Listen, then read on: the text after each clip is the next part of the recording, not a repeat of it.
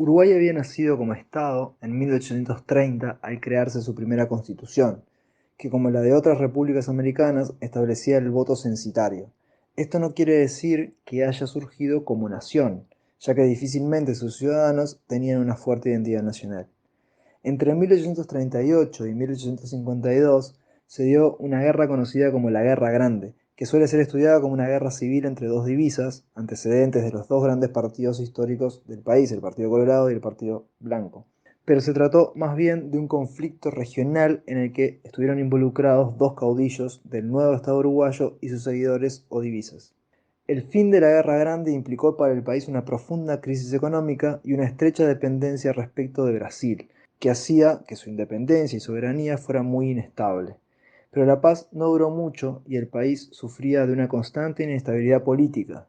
El enfrentamiento entre la divisa blanca y colorada se mantuvo vivo. ¿Pero qué es una divisa? Las divisas no eran partidos políticos. Las divisas eran grupos de adhesión de gran contenido emocional formadas en las últimas etapas de la Guerra de Independencia y los conflictos posteriores, y que reunían a las masas populares, sobre todo rurales, en torno a un caudillo, a un líder carismático. El carisma del líder y las recompensas que para el humilde seguidor podía traer su apoyo generaba lazos de afecto y dependencia muy fuertes. Las divisas no tenían un claro programa ideológico ni un verdadero programa de gobierno. Los caudillos que lideraban esas divisas eran quienes tenían el poder real más allá de las autoridades establecidas en las elecciones y que formaban el gobierno legítimo, cuyo poder nunca alcanzaba a todo el territorio. Los caudillos mantenían el poder en los departamentos mediante una combinación de carisma, beneficios para sus subordinados, fraude electoral, el voto no era secreto en esa época, por lo tanto, ¿quién se animaría a votar en público contra el caudillo? Y a simple coacción. El caudillo era el jefe de la policía, además del jefe político, con lo cual tenía de su lado la Fuerza Armada. Cuando el caudillo de una divisa llegaba a la presidencia, despertaba la desconfianza y resistencia y el rechazo de los caudillos de la divisa opuesta, que a menudo se levantaban en armas iniciando un movimiento revolucionario contra su poder. Esta debilidad del poder central generaba una gran incertidumbre, una inestabilidad política y se puede decir que el país estaba siempre al borde de una nueva revolución, de una nueva guerra. Algunos líderes políticos buscaron dar soluciones a este problema. Para algunos hombres cultos urbanos, las divisas eran responsables de la guerra civil y debían desaparecer, y con ella debía desaparecer también el poder de los caudillos. Debía formarse un partido político que fusionara a los hombres de bien. A esto se le llamó política de fusión. Por su parte, los principales caudillos propusieron acordar pactos de caballeros que garantizaran la paz. Significaba repartirse el poder entre ambos para evitar conflictos. A esto se le llamó política de pactos. Pero esas soluciones fracasaron, las revoluciones siguieron siendo corrientes y la inestabilidad persistió. Tras la muerte de los últimos grandes caudillos nacionales de ambas divisas, Flores Colorado y Berro Blanco, y tras una nueva revolución en 1872, la Revolución de las Lanzas, el país quedó de hecho dividido en un acuerdo de coparticipación que implicaba que algunos departamentos estaban en poder de caudillos blancos y otros de caudillos colorados. El gobierno central no gobernaba sobre todo el país. Pero a partir de ese momento se darían grandes cambios. De forma silenciosa, durante la década de 1860, se había dado un cambio económico que algunos historiadores consideran revolucionario. Se lo conoce como Revolución del Lanar. Ante la caída de los precios del cuero y de los mercados de consumo de la carne salada o tasajo, y con la llegada de nuevos capitales, en parte extranjeros, la producción ganadera comenzó a reorientarse, invirtiéndose en el ganado ovino, en ovejas, en nuevas especies y cruzas. El ganado ovino prometía buenas oportunidades, ya que al sufrir Estados Unidos, el principal productor de algodón de la época, una dura guerra civil, el mundo necesitaba nuevos productores de materia prima para la industria textil. La crianza del ovino pronto demostró tener ventajas importantes. Permitía al país diversificar su producción, pues la lana se sumaba al cuero y al tasajo, reduciendo la dependencia de un solo producto. La lana era una riqueza anualmente renovable que no requería matar al animal. La oveja era un animal más resistente que podía convivir con las vacas, pues comía pastura de distinta altura, y además, al poder criar más ovejas por hectárea, se aprovechaba mejor la tierra.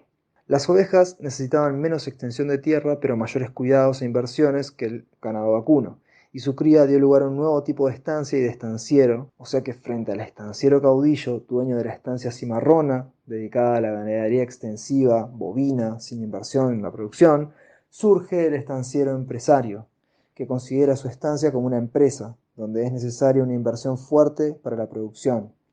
Se debía dedicar dinero para alambrar, para separar el ganado, hembras de machos, machos de crías, para comprar machos con el objetivo de cruzar las ovejas y mejorar la especie. Este tipo de estanciero empresario comenzaría a exigir paz y orden para proteger sus inversiones. Pero esto no fue el único cambio económico que se dio en ese periodo. Ante la dificultad de vender tasajo y con capitales extranjeros, se instalaron fábricas de extracto de carne, dentro de las que se destaca la Liebig's, fundada en 1862. Además, el sector financiero creció, el Banco Mauá de capitales brasileños se convirtió en el más importante del país.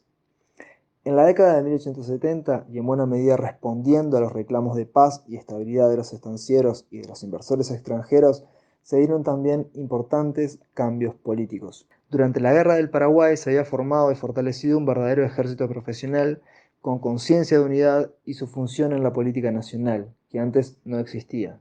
Este ejército permitiría imponer la autoridad del gobierno central por sobre las tropas de los caudillos. Los militares decían defender los intereses del país y en cierta medida de los propios militares, superando a las divisas. En 1876, el general Lorenzo Latorre dio un golpe de Estado, comenzando un periodo histórico que en Uruguay es conocido como militarismo. Si bien los gobiernos no estaban integrados únicamente por militares y los civiles tenían puestos importantes, fue el ejército la base del poder, el que permitió mantener la autoridad del gobierno y eliminar toda oposición, a menudo con métodos muy violentos. La intención del gobierno era establecer la paz, el orden, la protección a la propiedad privada y el afianzamiento del poder del Estado. Latorre inició la reorganización de la policía y el ejército, fortaleciéndolo con el monopolio de un arma muy moderna, el fusil Remington, y luego el Mauser. Para mejorar las comunicaciones y acelerar la transmisión de órdenes, se extendió el tendido de líneas de telégrafo, permitiendo al gobierno controlar mejor a sus subordinados y estar mejor informado para actuar rápido en respuesta a los posibles levantamientos revolucionarios. A eso se le sumó la nacionalización de los correos. La movilización de los ejércitos fue favorecida por el mejoramiento de la infraestructura, construcción de puentes, caminos y vías férreas, extendiéndose las regiones comunicadas por el ferrocarril. También se modificó e hizo más eficiente la justicia con el Código Civil y Criminal de 1878 y se estableció el registro civil en 1879 para mejorar el conocimiento que el gobierno tenía de la población. Otro punto importante de la obra del gobierno de Latorre fue la afirmación de la propiedad privada. Primeramente se favoreció el alambramiento, que se intensificó tras 1876 gracias a que se le quitaron los impuestos a la importación del alambre y sobre todo a partir de 1879 debido a la imposición por ley de la medianería forzosa. Esto implicaba que los dos propietarios que compartían lindero debían pagar la mitad del costo del alambrado.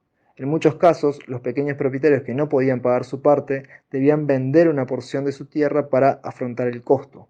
A veces les quedaban parcelas tan pequeñas que era imposible practicar la ganadería allí y muchos de ellos vendían y se empleaban como peones de los grandes propietarios o bien emigraban a la ciudad.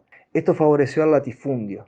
Además, el alambre generó desempleo. Las funciones que antes cumplían personas, como reunir el ganado disperso, evitar la mezcla con ganados de otros propietarios o separar a las hembras de los machos, ahora las cumplía el alambrado.